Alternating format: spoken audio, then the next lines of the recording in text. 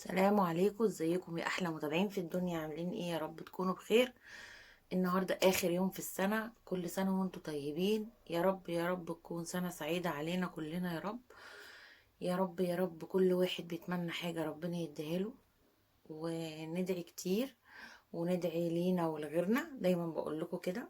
آه، وندعي ان كل واحد بيتمنى حاجه ربنا يحققها له، اللي نفسه يتجوز، اللي نفسه يخلف، اللي نفسه ينجح، اللي نفسه يشتغل، اللي نفسه ربنا يهديله الحال ويصلح له من بيته ومن حاله يا رب. كل واحد اكيد ليه حتى لو امنية. ربنا يا رب ان شاء الله يجعلها سنة سعيدة علينا كلنا يا رب. والحمد لله. طبعا اكيد السنة اللي فاتت كانت في حاجات وحشة كتير، بس في حاجات كتيرة جدا ربنا اداها لنا حلوة. كلنا مرينا بحاجات وحشة وحاجات حلوة، وربنا يبعد عنا الناس الوحشة. يا رب يا رب السنة دي ما يكونش في حياتنا حد وحش زي السنة اللي فاتت. أنا بالنسبة لي كانت السنة دي في ناس كتيرة وحشة في حياتي، ربنا يبعدها عني يا رب. أنا دي الأمنية، أول أمنية بدعيها لنفسي، إن ربنا يبعد عني الناس الوحشة الكدابة، أم وشين المنافقة. ربنا يبعد عني أي حد كان ناوي يأذيني، وربنا بعدني عنه.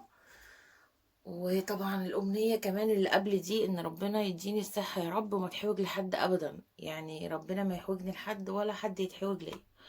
اللهم أمين يا رب. دي أهم دعوة، إن ربنا يديني الصحة بجد. أنا مش عايزة أي حاجة تانية. ودايما والله دايما بدعي بقول يا رب يعني ياخدني وأنا بصحتي ما تحوجش لحد أبدا. دي أكتر أمنية أنا بتمناها في حياتي.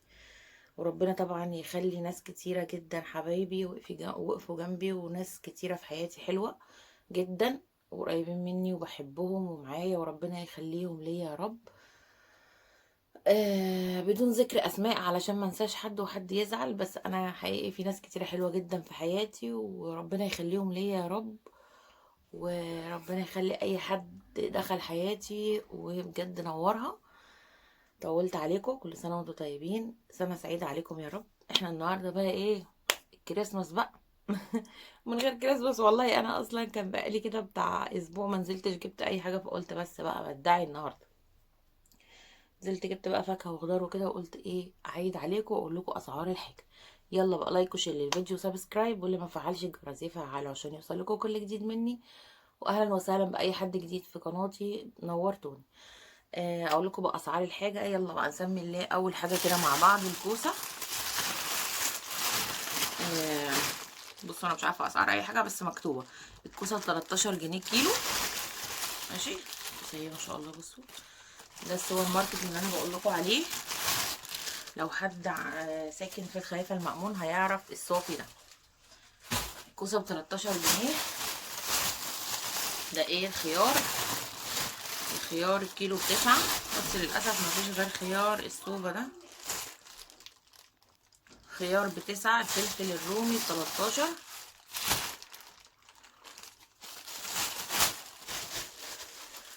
انا طبعا مش عارفه اجيب لكم بقيه الحاجه، قلت اجيب حاجه حاجه. الجزر. الجزر الكيلو ب8. بصوا الحاجه عنده ما شاء الله. الحاجه بصوا صبحه وايه.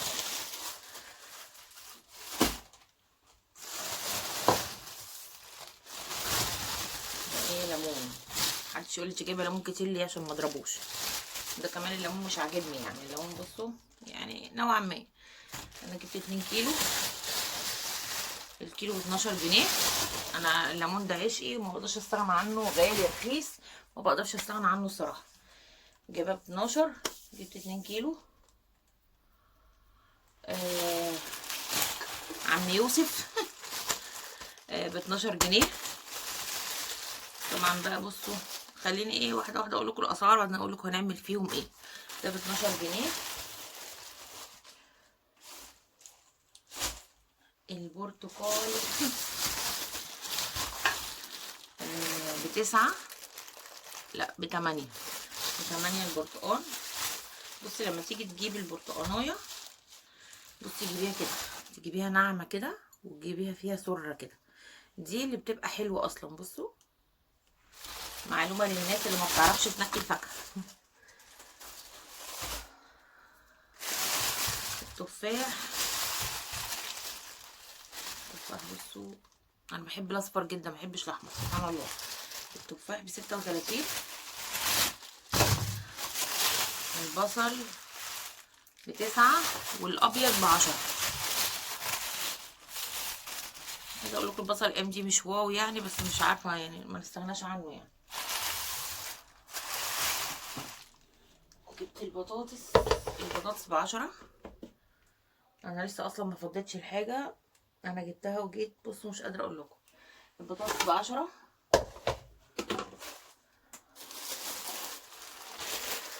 جبت الخضره كمان اهي. احنا بقى ايه، هنحفظ كل حاجه مع بعض ونشيل كل حاجه ونقول كل الاسرار. انا هجيب لكم بقيه الحاجه. بصوا جبت الطماطم.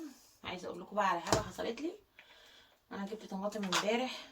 بصوا انا طبعا الكميه دي، بصوا لو حد شايف فرق بين الطماطم دي والطماطم دي يقول لي. انا جبت الطماطم دي امبارح من عند الصافي ب8 جنيه، وبالصدفه كنت رايحه التجمع الاول امبارح، لقيت القوطه عاملين عليها ب5 جنيه. رحت جبت بقى وبدعت. شوفوا والله هي القوطه دي هي القوطه دي، بس دي ب8 ودي ب10 ودي ب5. بصوا اهي مفيش اي فرق. بصوا انتوا شايفين فرق؟ بصوا اهي دي اللي ب8 ودي اللي ب10 اهو. بصوا ما شاء الله ام8 اصلا ام5. بصوا كلها كبيره. انا بس الطماطم زي ما قلت لكم هنا ب8. لو حد في التجمع الاول او ساكن او بيروح او كده يروح يجيب من هناك، والله حاجات ارخص بكتير. عايزه اقول لكم حاجات كتير ارخص. هوريكم اسعار الحاجه اللي انا جايباها من هناك. المهم زي ما قلت لكم ده ب8 وده ب5. وجبت بقى موز، بس طبعا ايه، هو كان مخضر شويه يعني، مش مخضر، هو ني شويه، هو مش اخضر. بس انا بقى بحطه في جرنان، دي معلومه برضو.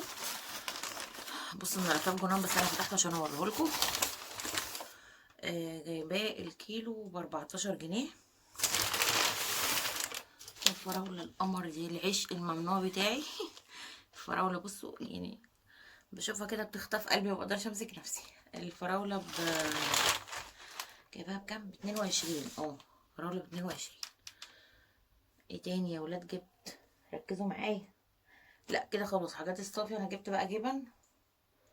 عندهم الجبن لو عايزين تعرفوا الاسعار، الرومي ب190، البيضة ب109 تقريبا او 108، والاسطنبولي نفس السعر. الجبنه البراميلي والاسطنبولي نفس السعر. الفلامنك عايزه اقول لكم يا جماعه، انا سمعت رقم كده ان هي ب450 جنيه. مش عارفه ايه الرقم ده ومش موجوده اصلا.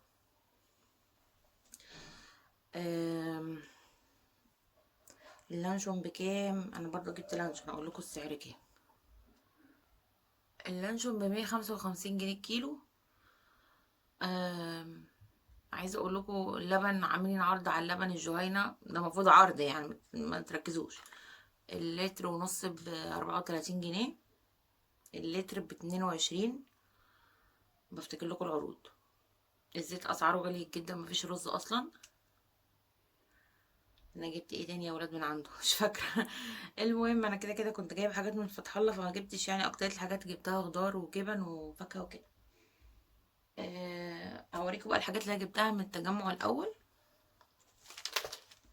استنى بس اما اشيل الفراوله حبيبتي احسن تبوظ. استنى.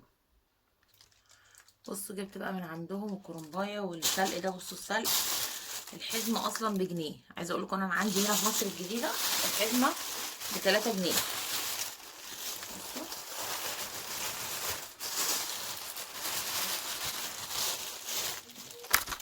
ما شاء الله الحزمه اصلا قد ايه، الحزمه اصلا كبيره جدا.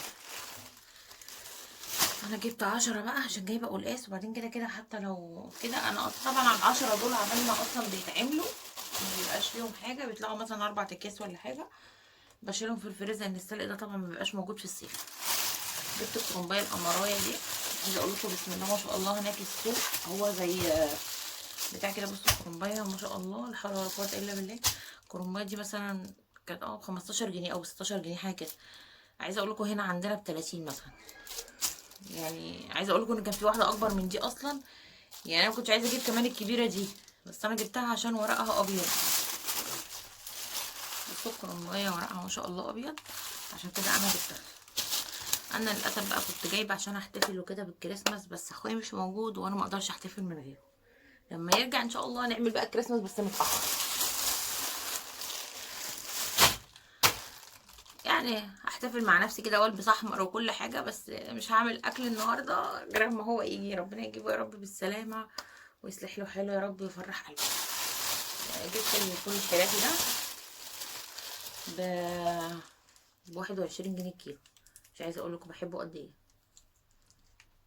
مش عايزه اقول لكم، عايزه ابقى اقول لكم على حاجه، ان الفوله الكبيره دي متبقاش حلوه، الصغننه دي اللي بتبقى مسكره دي بتبقى ناشفه اصلا. انا ما خدتش بالي غير بعد ما نقيت. دي جايباها برضو من التجمع. جبت السلق والطماطم والكرنب، وجبت القلقاس. انا كنت لسه طبعا جايبه خضار الصبح فروحت بالليل فما جبتش حاجات كتير. جبت بقى القلقاس ده بس ما شاء الله القلقاس ب 8 جنيه. انا جايبه بقى ايه 4 كبار. إيه، انا جايبه ليه كده كبار عشان انا بحب اسوي، يعني بعمل في الاكله واحده كبيره بس ما بحبش اعمل صغير. انا بحب يبقى الاساسي سوا واحد، ما بحبش يبقى كذا سوا وكده. دي طبعا انا طبعا ما وزنتهمش، يعني وزنت كله على بعضه، فمش عارفه انا حسبت كله، بس انا عارفه ان الكيلو ب8 جنيه يعني. بس طبعا كل واحده وليها وزن، يعني دي مثلا تطلع كيلو ونص، دي 2 كيلو، دي شكلها 2 ونص، في اكبر وفي اصغر. بس عامه يعني ايه، انا عامله الوجبات كده ان كل حاجه بالوجبه بتاعتها الواحده بوحدتها. بس دي كانت اسعار الخضار النهارده. هشيل بقى الحاجه وعشان ما اطولش عليكم، وهرجع لكم تاني واقول لكم انا بحفظ الحاجه ازاي. انا قلت لكم كتير بس هقولها لكم تاني. هشيل بقى الحاجات دي وانضف الدنيا، وان شاء الله بقى اعمل معاكم تخزين القلقاس ده لوحده، ده يوم تاني. هشيل بقى الحاجه وارجع لكم تاني. خلاص بقى بصوا، انا الكوسه اهي فضيتها والجزر. بصوا حطيت منديل تحت وحطيت الخضار كده وهقفله بقى بستريتش كله. انا عملت معاكم كذا مره. والليمون اهو حاطه برضو المناديل من تحت. وهنا ده بقيت الجزر اهو والخيار اهو حطيته كده. بحط انا بقى مناديل عليهم كده فوق الوش هما الاتنين، وهحط هقفلهم بستريتش. والفلفل نفس القصة اهو. طبعا بصوا ما ترتبوا الحاجة كده وترصوها تحسوا ان الدنيا منظمة عندك وعارفة مكان الحاجة. المنظمات دي حلوة جدا طبعا. عايزة اقولكم ان هي غالية موت. البطاطس ما بعملش فيها اي حاجة، بسيبها كده. لو في الصيف ممكن تحطيها في التلاجة، لكن في الشتاء ما بيحصلهاش حاجة. والفراولة انا مش هفتحها دلوقتي، مش هعملها دلوقتي، انا هقفلها سايباها بستريتش كده مش هيحصل لها حاجة. وطبعا البصل شيلته وانا بحطه في التربو. والاستفندي اهو اتغسل، والبرتقال نشفته واتغسل، والتفاح نفس القصة. معلومة كمان عشان تبقوا عارفين، لو انتوا حابين تغسلوا الاستفندي ما تغسل، بصوا يعني لازم تغسليه، لازم يبقى كده بالعنقود كده بتاعه عشان ما يدخلوش مية. لكن بصوا يعني ده، بصوا دي مثلا مفتوحة اهي، مينفعش تتغسل لانها هيدخل جواها الميه وهتبوظ. البرتقال نغسليه مفيش اي خوف منه، كده كده احنا بننشفهم عامه. بس الاستفندي بالذات ليه حرص شويه عشان ده ممكن يتسرب له ميه وكده. بس كده. الخضار بقى هنضفه، وزي ما قلت لكم انا بنضفه وبسيبه كده مش بغسله، الخضره يعني. وبحطه في استريتش وبسيبه. والكابوتشا نفس القصة. لو والكرنبات دي على فكرة ممكن تقعد اسبوع في التلاجة، تحطيها في استريتش برضو، تحطيها في التلاجة لو عندك مكان ما يحصلهاش اي حاجة. بس النهاردة دي كانت حلقتنا النهاردة. يا رب تكونوا استفدتوا بأي معلومة حتى لو صغنونة. واقول لكم كل سنة وانتم طيبين، وسنة سعيدة عليكم يا رب، وعلى الأمة الإسلامية كلها وعلى الدنيا كلها عامة بخير يا رب. واقول لكم ربنا يحقق لكم كل اللي بتتمنوه. ولايك بقى شير الفيديو وسبسكرايب، واللي ما فعلش الجرس يفعله عشان يوصلكوا كل جديد مني. واقول لكم سلام عليكم.